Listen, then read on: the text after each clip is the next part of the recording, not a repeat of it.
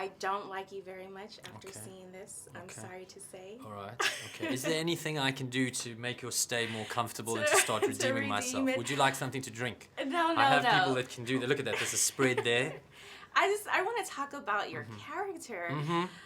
We love and hate you. So let's talk about, you have a complex character that you play, King Stefan, and how did you prepare for that role? I suppose for me, I try with roles to draw sort of archetypes out of real life, stereotypes or archetypes that are true to humans as far as I can understand it. And so this is a case of taking like a very stereotypical male, alpha male kind of ego. So you've got a guy that feels very unnoticed and very unimportant in the world, and you know, he's in love with this girl and it's all wonderful, but he really feels like he wants to be someone, wants to be the king of his castle. And this to me is very universal to most men, you know. Yeah. So if you take that seed of that drive of like, I want to succeed and I want to do, you know, and you take it to its extreme form, Stefan for me is a version of what can happen. It's like, well, what will you compromise to literally be the king? Would you compromise your relationship with your true love? It's like, and he does. And each step that he goes, that's obviously the biggest one. And sort of, it's really difficult for him to ever come back from there. So it's kind of metaphorically taking something that I believe happens. I believe men do this all the time in everyday life. They're making $100 million, or you know, they start making nothing and now they've got 10 million, but now they want 100 million. It's like there's never enough. And I just keep chasing this thing, and my family's falling apart, and my kids are, you know, got no time, and my wife's an alcoholic, and my wife leaves me because I don't. But it doesn't matter, because this chasing is the most important, and that's the character, you know. And I think that's what makes him tragic for me, is that he's sort of behaving in a way that lots of men behave, you know. And I feel in that a less audience extreme members, way, you know. right? Just, yeah. And they can identify with that. It's a real to life. It's set in a fantasy setting. So and that's what I got from it. And going back to the whole love theme that is central to this movie, I noticed that he got so engrossed into and obsessed with, you know, winning and becoming the best, that he lost sight of what he was really fighting for, and the love for Aurora. And talk about that a little bit. Well, again, I think it's a classic male potential pitfall that men can fall into.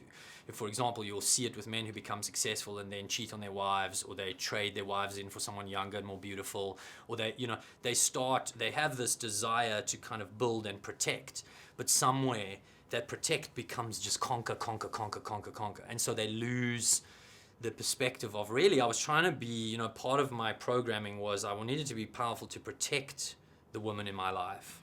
And now I've become powerful, and so I take advantage of women, and I treat women in a way that if a guy treated my daughter like that, I'd want to rip his head off. Right. You know, and so you see that too a lot. And I think in this case, Stefan could have been saved by the love of his daughter, as Maleficent was, but he didn't let her into his life. And, right. You know. Now, a scene that stood out for me was when you two were children, and she was bringing you through the pond, and you were, you know, holding on to her foot, and then you have it when you're adults, and kind of that same setup where she's dragging you across the castle. Yeah. Was there a specific reason to have those two scenes to show the... I think so. I mean, from Rob, you'd have to check that with Rob, but I'm pretty sure, there was definitely that kind of analogy, and sort of coming a full circle. Yeah. I went a little deep in it. I was really engrossed. No. It's absolutely true. I think, you know, the deeper you go with film, the more chance you have to have a successful film. I think it's the biggest problem that films have today, is they don't have depth. They don't, you know, this idea that people go to the movies to escape life, to me, it's like they go to the movies to have a more intense experience of life. I'm going so you show me intense life that I maybe don't have to experience. I can experience it in a safe way. So the deeper you go, the better, I think. Right. Now, did this film help to make you a better person, or one scene that just changed your life or stood out or was the most fun to shoot? It's interesting that I mean, I had a lot of fun making the film. I don't enjoy playing villains. What I do enjoy about them is you can kind of see, you know, you have to tap into something in your life to try to play that. And so I'm for example, I'm an ambitious guy. You know, I've succeeded in my life, not really by accident. I've worked very hard and had lucky breaks along the way, but I've worked, you know, I've sacrificed things, and I have a lot of the qualities of wanting to succeed. And so it's interesting because you can sort of learn from stories. You learn about, okay, as a man, what is it to be a man? It's funny, you play a role like this and it kind of says, well, what, I know I have a sort of strong alpha male dominant kind of personality. It's like, so what is my responsibility to my partner and my family one day? And how do I keep that side in check in a place like Hollywood, where it's just like, you know, everyone just wants, it's just constant, never enough, it's never enough. You're never successful enough or famous enough. Or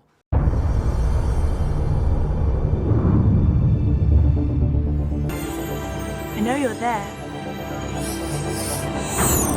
Your shadow, it's been following me ever since I was small.